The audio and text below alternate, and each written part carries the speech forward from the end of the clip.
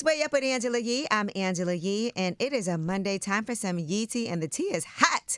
Dan, did you know that TMZ was doing a documentary about Diddy? I did Diddy? see the trailers. Yeah, well, I did see the trailers. It's on Tubi, and it's out right now. Yes, it is. The Downfall of Diddy. And on there is Aubrey O'Day. You know her from Danny D. Kane, and she's always been really vocal about her issues with Puff, as she would call him. And here's what she had to say about him trying to buy her silence. I received the publishing deal. I know how much money it was giving me, $300.30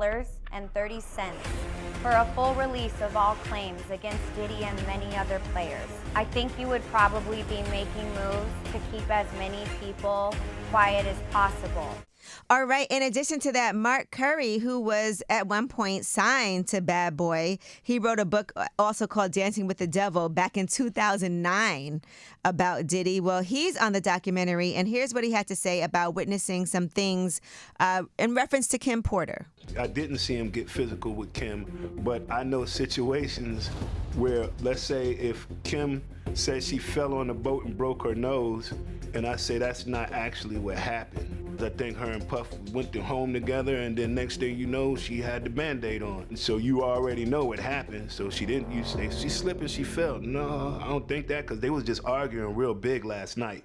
Mark Lamont Hill is also on here, and he's giving some type of framework as to what's going on, why so many people have difficulty coming out and speaking about somebody with the power that Diddy had, because Diddy knew everybody. Here's what he had to say.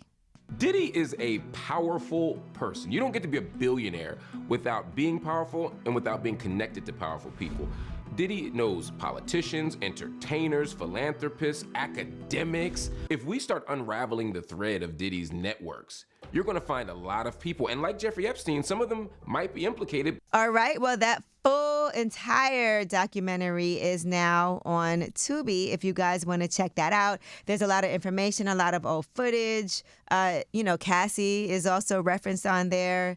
And of course, Harvey from TMZ is narrating a lot of this. It's a lot to unpack here. What do you think about all this? Man, I think that... Too soon?